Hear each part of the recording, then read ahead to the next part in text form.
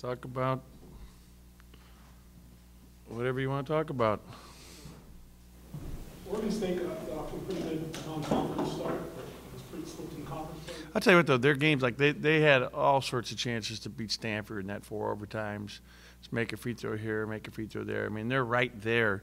The same thing with the Washington State game. So, I don't think their record, 1-5, is indicative. They played Arizona to an overtime game last week. I mean, they're right there. They're much improved. They can beat anybody in our league, and obviously they already beat Cal, who's one of the best teams in our conference. So it's going to be a real challenge, especially playing them there on their home floor. They play well up there. Cunningham's really, really a good player, and Starks is playing great, just a sophomore. They're 2 guards. When you look at them, they're averaging 31 points a game overall on the season. So, that's pretty good. And then in the conference, they've got 4 guys in double figures, and those 2 are averaging 35. So, this kid that sat out last year, they've been starting at the 3, the transfer from Moreland from UTEP's really long, athletic, block shots. He's got 15 blocks in their conference games thus far. Angus Bryant's really shooting the ball. He's shooting 40% from 3 in the conference. So it can be a very difficult game. And they had some good wins in that conference. I think they beat Texas, and they had some good wins. They're a team that's talented. They have talent. How's the short week affect you? Yeah, it's harder. You always like to have more time to prepare than less. But it is what it is. We had yesterday off. Jeremy Anderson may not practice today. Apparently, according to my trainer, when he came down hard on his elbow and his tailbone, he bruised his tailbone in the game, and I believe it was the first half. But I can't remember for sure, first or second. I didn't see the film. I went on the road recruiting yesterday really early, and so I didn't see our game. I'll watch that hopefully sometime later today. But he's sore, and so he expected he would miss practice today, but wasn't sure. He's going to get out there into shorts and see him move around. We'll see what happens. You'll hopefully get a chance to see him over by the pool again, since it's a nice day before practice. That's not something that would keep you out of the game Thursday? I don't think so, but I don't know that. I don't think so. Anything different you guys will do on this road trip than you learned from last road trip? No.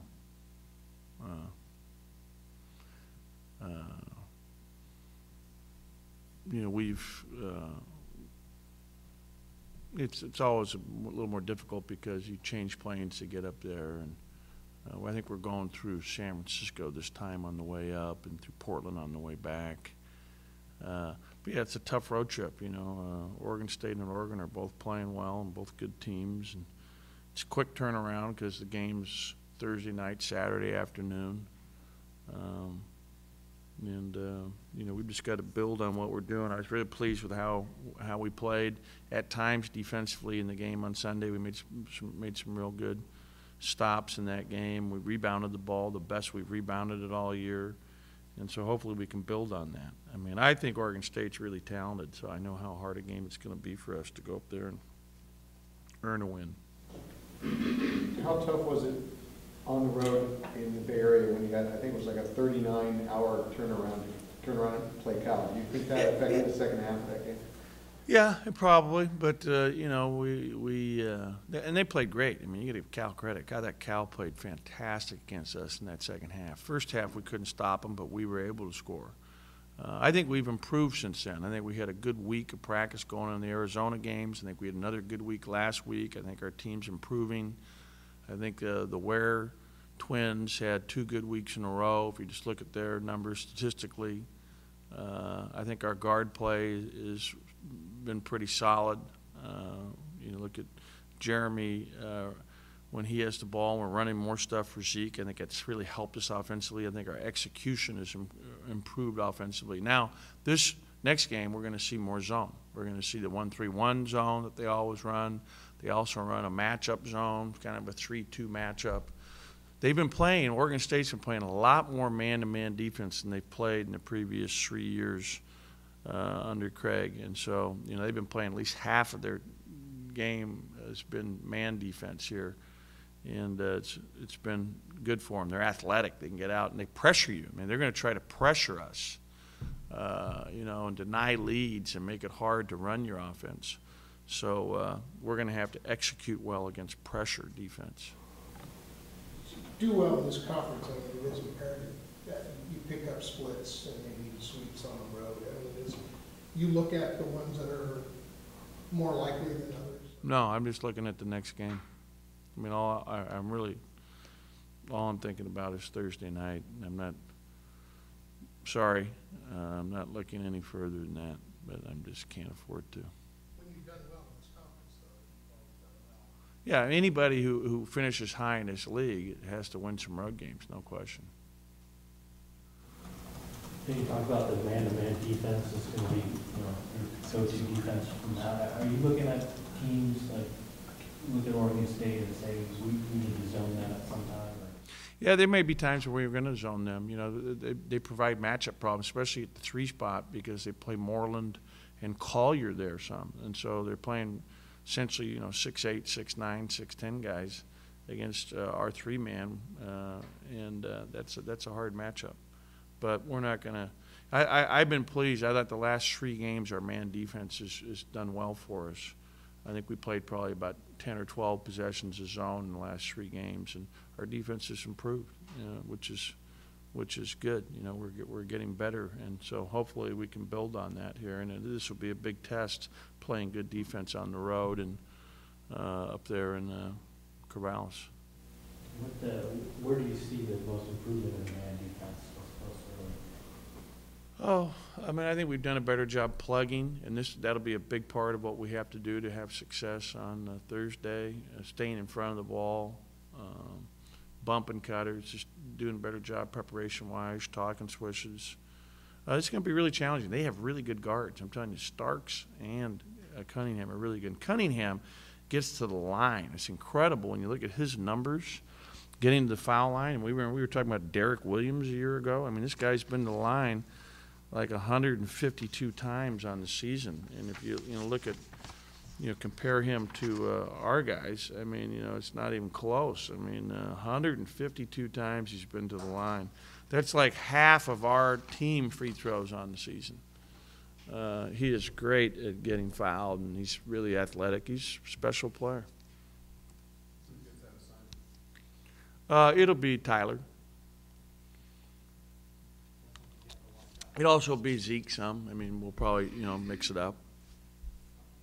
Is that something you have to watch out for with Josh when he gets switched up and has to, guard him coming down a In terms of what? Yeah, he got in foul trouble again the other day, and his first foul wasn't a good foul, and he's got to do better, staying out of foul trouble for us. But there's no specific thing I can do. I mean, whether it's man, zone. I mean, he gets in foul trouble, he's got to do better. That is, you mentioned that game, but is the new court of Eugene, is it a shot that will work? Well, I mean, it's a beautiful building. We've only played there once, so it's hard for me to have a great feel for it. The other place was really loud and hard. They're both hard places. Yeah, it was hard to play there last year. No question, that was a great win for us, winning on the road there in Eugene. But it's a beautiful building, and I'm sure that players enjoy it. The floor is a little busy. It's not as bad in person as it is on the TV. It's too dark. I thought that their floor at Matt Court was classic, beautiful. I mean, that would really pop in the new building. That's just my personal opinion. But,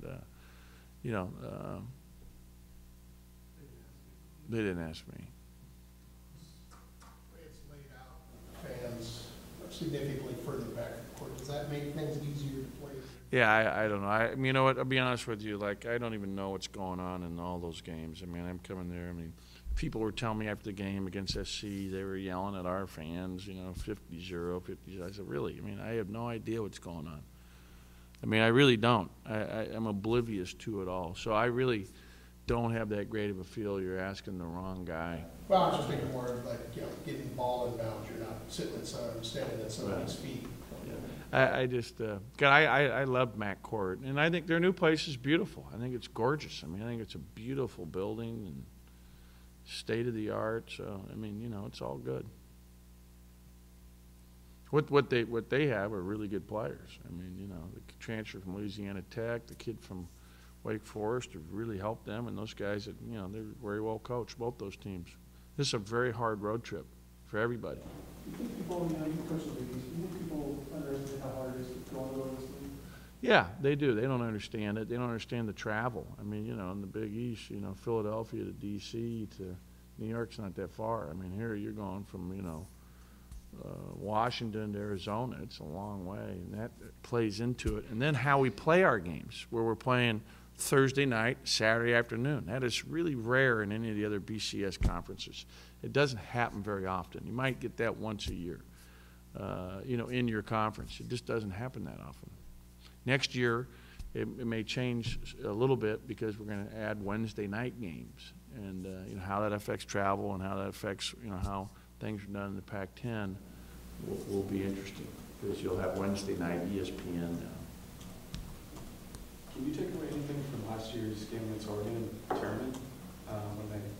I'm not even thinking about Oregon. I mean, I'll be happy to answer all of that on Friday. I really haven't. I haven't watched them play. I haven't done anything with them.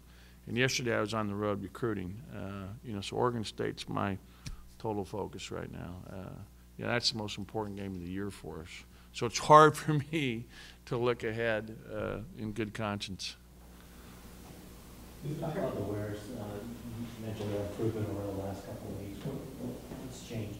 I think they're playing consciously more physical and also playing more in terms of posting up and being strong. And part of that is our emphasis. We really tried to work hard on our offensive execution the last 2 weeks, and I think it's helped us in taking a little pressure off our defense, which makes our defense better. So I think we're getting a little better offensively at executing, and we're trying to get the ball to those guys inside because they can score.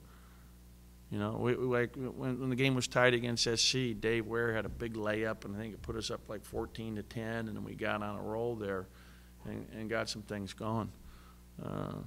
This will be a tough game because they're going to pressure us in their man, and then we got to, you're trying to keep you off balance, and you got the 1-3-1 zone, you got the 3-2 matchup zone, you got the man-to-man, so you got a lot of different things to prepare for and be able to execute. How has taking Zeke off the ball benefited? I think it's helped him because I want him thinking about running things for him. I mean, first of all, he's a really good screener against man-to-man. He's our best screener. He sets great screens for the bigs. Anytime an offensive player understands, if I set a good screen, I'm going to get open. I mean, that's a true adage. He really exemplifies that, and he's doing a great job of screening. I mean, Zeke's got toughness. He gets his nose dirty, and he sets good screens, and then he's receiving screens, and with his point guard skills, like he made a really nice pass to Travis, I think, for a dunk along the baseline in the first half during that run against SC. So, I mean, he's still using his, he still has the most assists on our team in our conference games. But we're running offense through him. I mean, we want him to look. He's our best shooter. I mean, he should take the most shots, and he's playing well. Does it seem like his passing has almost improved now that he's taken the responsibility of running the point? Well, I just think it's good for us because we're trying to set screens for him. We're trying to get him the ball. We're trying to have him be the primary focal point of our offense, and I think it's helping us. And he's still playing unselfishly. I mean, he's very unselfish, and yet when he has it going, like he had a couple shots in a row there late in the first half Sunday night that were big for us. It helped build a good lead. Coach, how much have you studied their Texas game? Just the fact that they're a common I saw them early on before we played Texas, and that's a long time ago. And I probably won't even watch that game. I'm watching, you know, their conference games and then going back, you know, a little further than that. So, I mean, I started watching their conference games today. I got to watch the Stanford game. I haven't seen that yet, 4 overtime. So I was just watching the Arizona game that, you know, they could have won. It was an overtime game. So, yeah, we'll work our way back. Are you expecting Dan Parker to play at all the rest of the season? No. Have you looked at a redshirt availability for him? Yeah, you know, and Deanne, honestly, you know, when he went home for Christmas, you know, and saw his mother, I think that what's going to end up happening to him is I think we're going to try to help him petition to be able to transfer. You know, he does have the knee issue, but to get back closer to home, closer to his mom. I think it's really something that's weighed heavily on his heart, and so I'm in full support of that. You know, the kid's a foster child growing up. You know, she's had heart ailments and heart surgery in the last year, and she's more comfortable with him around. I mean, honestly, talking to her, and you know, she needs someone to help take care of her, and so I'm hoping that we can get that worked out. He's in school, he's attending classes, and he's got to do that to try to be able to make that move. And you see that an NC2A has been pretty good about helping kids that have extenuating circumstances concerning family and stuff like that in the past.